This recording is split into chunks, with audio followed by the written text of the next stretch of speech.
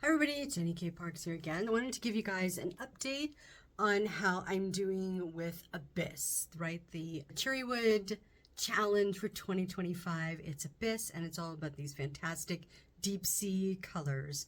And like I said, I'm not posting a lot right now, really trying to take some things easy. I'm dealing with stress, dealing with a lot of stress, as I know a lot of people are. So I'm kind of real low-key. This is real low-key, but I'm going to put it together and then send it out to you. I'm just going to talk over what I did last week in order to get me ready for the challenge, and we'll get this up and posted here. Now, so one thing that I did, and I'll put these pictures in the mix. You guys remember the color charts that I made? I'll show those here real quick. The color charts that I did that helped me to envision the color arrangement, how I wanted the gradients to go, where I wanted to put everything. And so I used that as a guide to create my picture. And I finished with the picture last week. I've refined it a little bit, so it's a little bit different, but I think you're gonna like it. I'll show you that in just a minute here. But I'm here and I want to show you that. So what I did is I have all the colors arranged and a letter assigned to each one. So I went to the drawings that I created that, remember, I'm creating that beautiful, like this here, a woven background for this underwater kind of experience. And so that has two parts to it. One has the waves that are going out, and here that's the yellow ones, and then it has and then the background is the orange. So you have a background and you have the waves and the radiating part, and those are two different things. So I did those. I've got those set up and drawn the way that I wanted them, creating the waves that I need. And I used my color guide, my color key. See, it's another reason to make a good color key, but I used my color key to match up the right letters with the colors and what I wanted exactly there. So I did that, and then I drew the waves on the one that has a radiating part where they're all going out from the center, right, as opposed to, well, they all go out from, anyways, though there's one part, you'll see the picture of it here, but I cut it in kind of a wave pattern so that it would have even more waveness. Is that a word, waveness? It'd be even more wavy. And so I like that. I'm really happy with that. And then you notice that I numbered each one as to where they were around the circle, and I put the letter on each one to say which color that was going to go to. So then I cut all of those pieces apart because I drew them on Heat and Bond Light, that's my favorite fusible, y'all. Heat and Bond, love Heat and Bond, love them. They're good to me. I love them. Heat and Bond Light, and then I fused that all onto the different cherry woods, and then I started the process of cutting them all apart. So let me show you that here real quick. Here are some of the ones that are already cut apart. And I have them, oh, the camera's moving on me all by itself.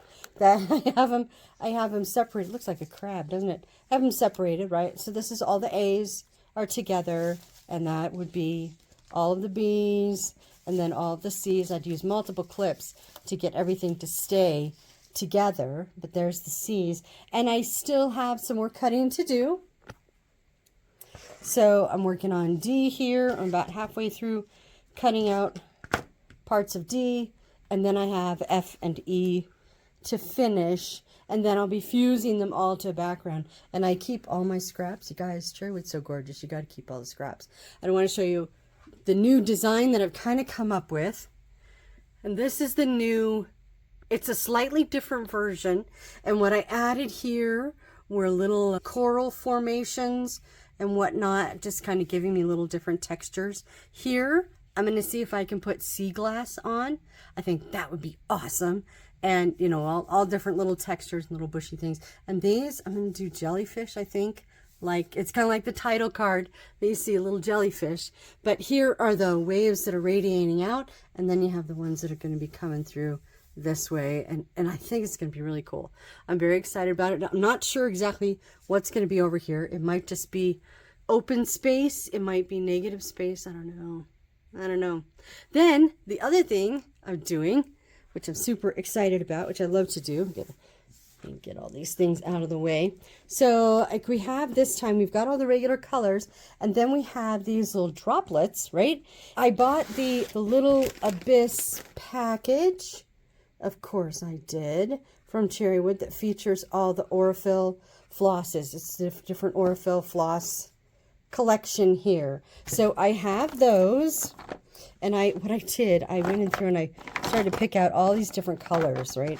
I went in through my thread stash, you guys, and my thread stash is even more epic. It's more epic than my fabric stash by a long shot. So these are the ones that come in the Aurifil set.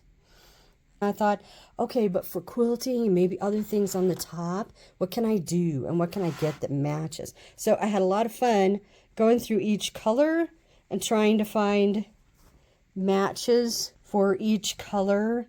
And I've had this one, isn't that fantastic? And of course I have, oh, there's another yellow. I'm sorry, I didn't have the whole collection there. There's the whole collection. And I pulled another yellow that I thought would be interesting. So these flosses, they're more like embroidery floss, hand floss that you would get, DMC floss. That's kind of what they are. And you can split them apart, I believe, in the same way that you can split DMC. So this is great for handwork that I want to do on the top. Little decorative things, little stitches and whatnot. I love being able to do that. But these would also be for other things that maybe I don't want the thickness of this and I want to be able to do it by machine. So that is what these things are for. And I got some amazing other colors. I have lots of blue. Oh, and I started, my gosh. Okay, there's another one in the whole collection. I keep forgetting. I didn't grab that one. But I have several different purples here that may or may not work. But I just pulled from my stuff everything that I thought might be an option. This is a possibility. This might work. I love that. That's a really nice purple. That's a very grapey purple. I love it. I love it. And of course you got some orange. That's red orange for you.